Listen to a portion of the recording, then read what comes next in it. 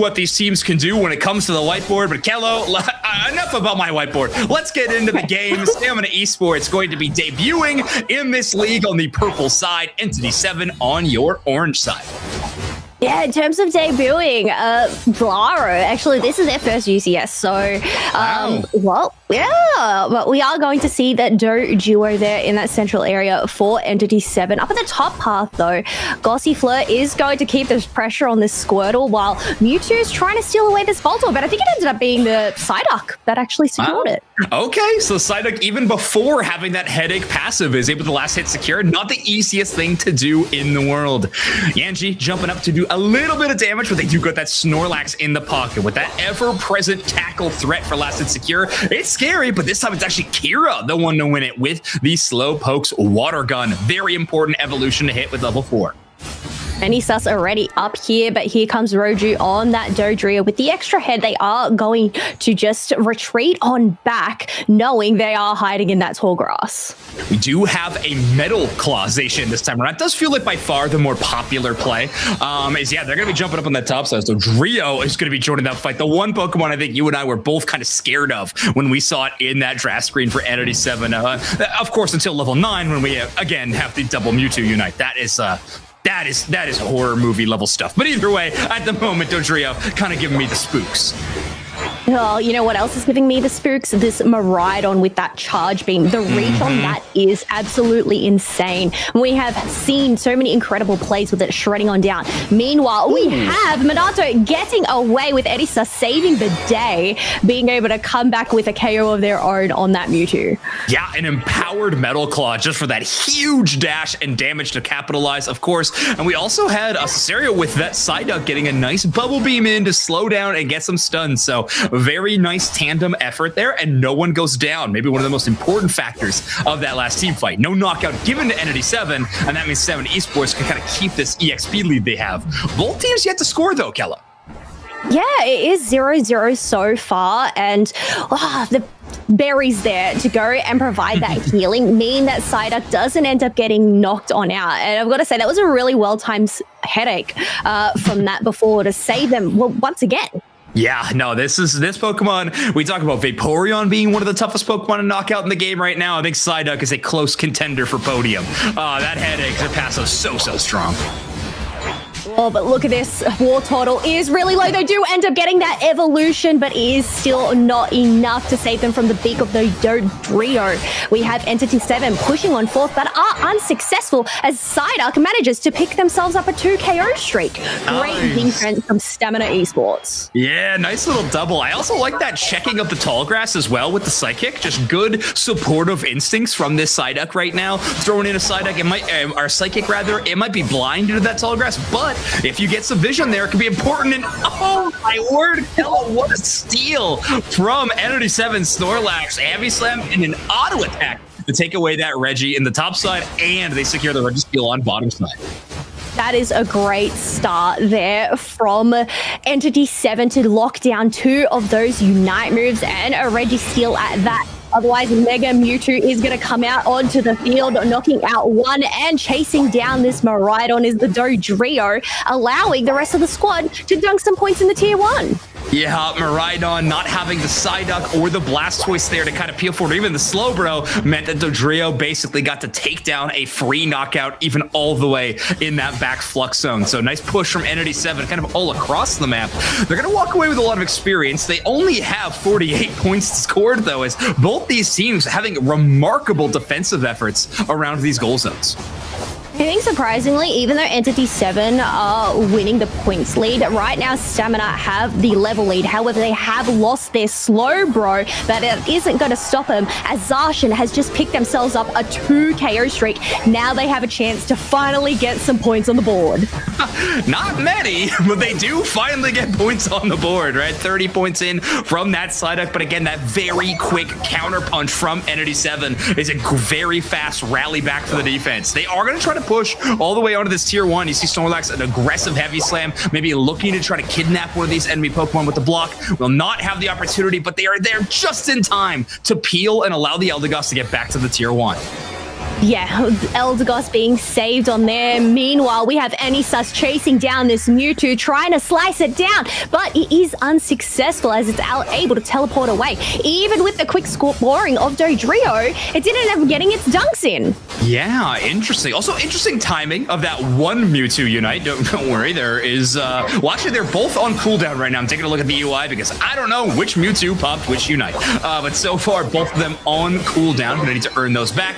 But in the meantime, Stamina Esports knocking out the Regieleki. This is going to be a pretty scary over-dunk potential. Being left at 31, you could have a couple of scores, but no, Stamina Esports, relying on their defense again, are going to move all the way to the bottom side to 1, try to contend for Regice, and 2, defend this tier 1. Funnily enough, Slowbro did have that 31 points on hand, but even then, with the retreat, they weren't able to go and stop that objective from being taken. But they're going in for the dive as Unite Move is going to be popped out from Psyduck, and now 2 members of ENTITY7 have been knocked out. Wow, Snorlax is kind of there in the back line, but that just means that any Suscessation can just throw so much offense into that enemy flux zone if they want to. They're buying so much space and time while the rest of the team just has the freedom to score on these goal zones. They eventually fall, but again, in a match that has been so difficult to get AOS energy into these goal zones, I think Stamina Esports is very happy with that situation. Of course, there is the factor of losing a level 12 Pokemon, but still, finally, a points lead. Yeah, they have that points lead at 141 to 77. But even then, in terms of their levels, they've managed to catch on up fairly evenly to match ENTITY7 now. Yeah, having 2 Mega Mewtwo's at a pretty high level is going to be a scary spot to be. Mufasa finds themselves in a 1v4 situation. They do got the backup, though. These Surf Bros are going to be joining the top side as Blastoise will fall, again, in a 1v5. That all of a sudden became pretty devastating. And that's going to be an infinite sideburn to kind of pave the way towards this tier 1. And Mewtwo, one of them ended up using their Unite moves, but it didn't look like it ended up making a hit on anyone. This isn't going to stop the Eldegoss from getting the 12 points as we have Psyduck caught in that flux zone and knocked on out. Eldegoss has decided to pop its Unite move to go and replenish the team, but that is a bit late over on their side. Yeah, also felt like a lot of their Pokemon were already at full HP. I wonder if they were maybe anticipating the Zacian to utilize their Unite move and try to kind of counterplay it. Either way, that will be a support Unite move not available as this Regieleki has spawned on the top side and a basement Reggie has also shown up. However, Stamina Esports actually choosing to not go after neither objective, seeing as that the clock is so extremely low. It will be a basement Reggie or nothing as they do have 3 Pokemon there to rip it down quick. 10 seconds left to go. 3 members of Stamina Esports are down in that bottom path, securing themselves that Regirock buff. ENTITY7 are trying to hide out the top grass, mainly around the top side. But here comes Kyogre. It's just a matter of whether Volaro can get the perfect pick with their engage on the Snorlax, and there it is. Oh yeah, they got the Blastoise, but of course that Surf Shield is going to help Mufasa out a ton. Not to mention that Regirock buff slowed down for a moment, but the Hydro Typhoon does hit multiple targets. Great Snorlax Unite in response does give it HP and a little bit of stun. That block's going to separate the side for the rest of the team, but they quickly join back as ENTITY7 is focusing much more on joining up as a group.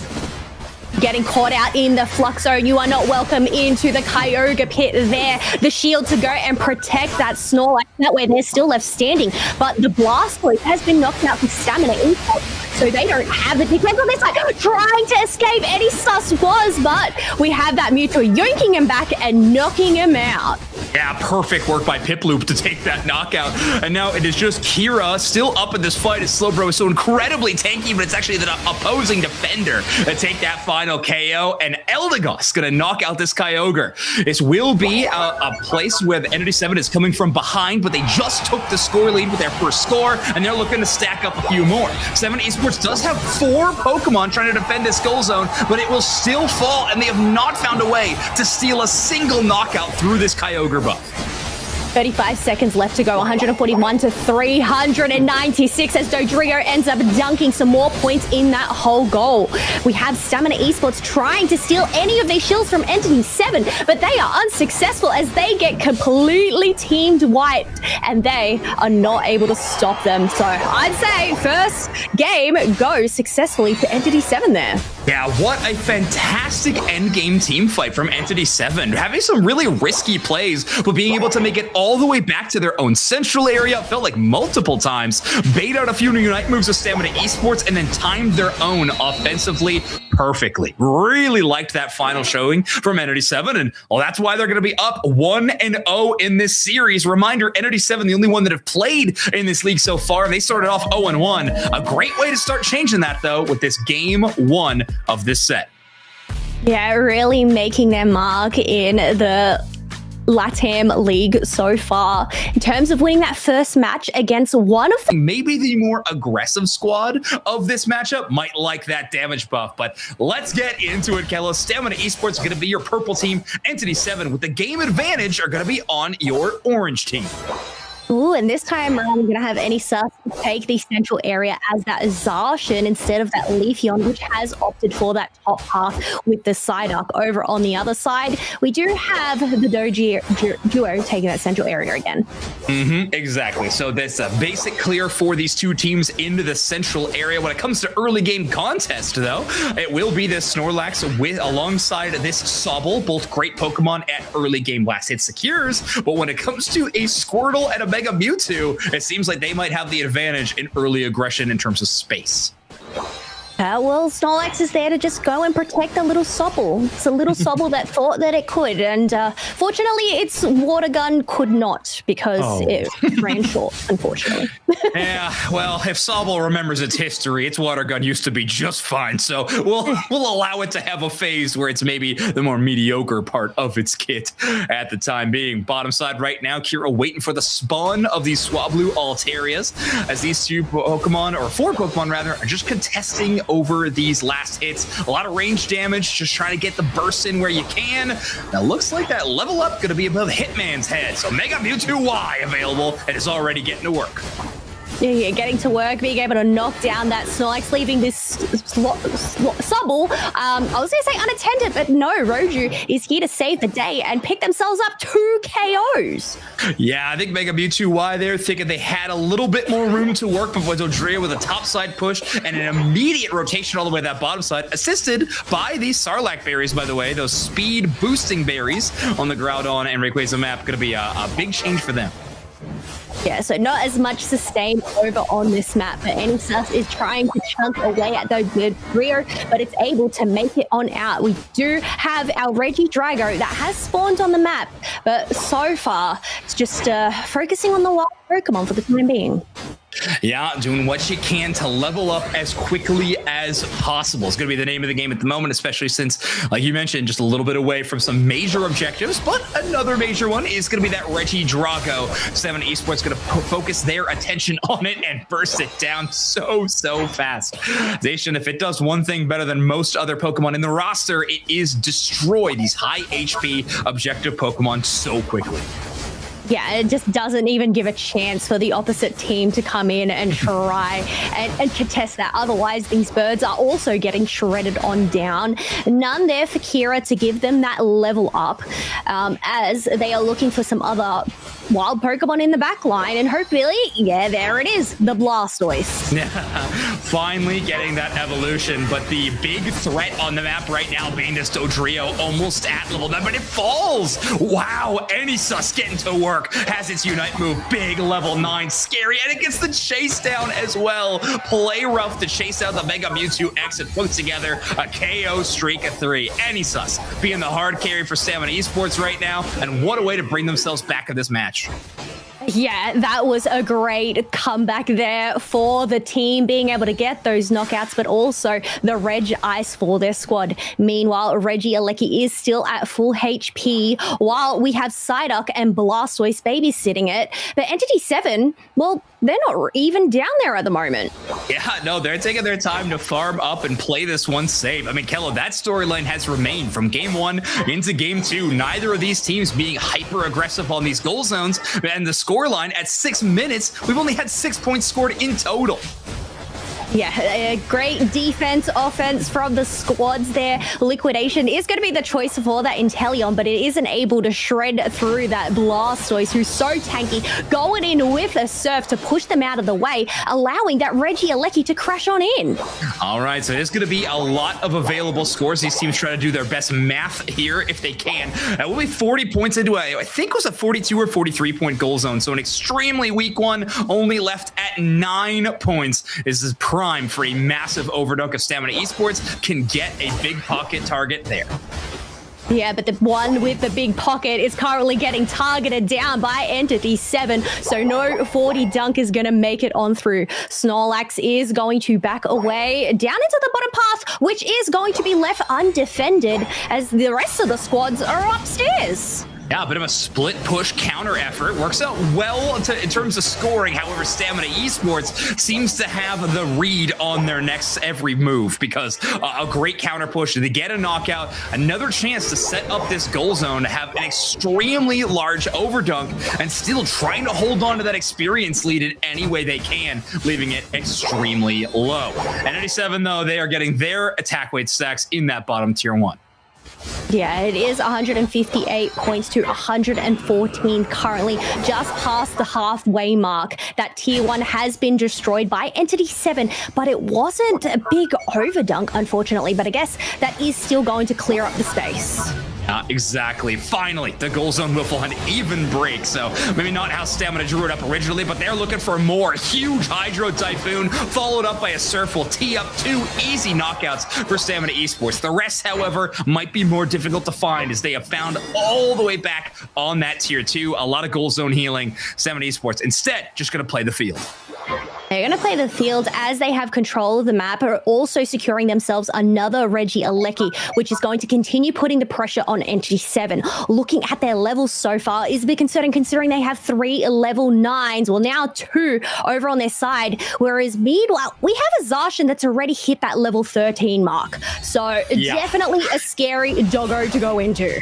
Yeah, maybe the scariest that we got in the entire franchise. Snorlax going to be buying as much time as possible. Block, followed by Unite move, Heavy Slam, just a little shy, but again, they force an extremely low overdunk in that situation. I think with the Pokemon like Dodrio doing, well, what Dodrio does, I think you're feeling awesome about that defense, even if you have to invest that Snorlax Unite move. Yeah, I mean, that's the thing. Even though it wasn't much of an overdunk, they still have that lead, and it does clear that space for when these objectives do spawn on in. As we just saw demonstrated there, Stamina Esports were able to secure that Regirock uncontested.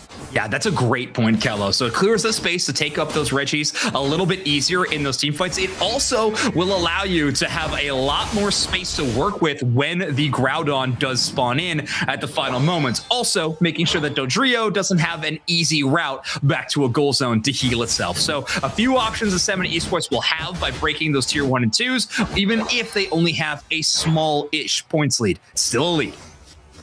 A lead is a lead. I mean, that's, you know, the way that you end up winning a game of Pokemon Unite.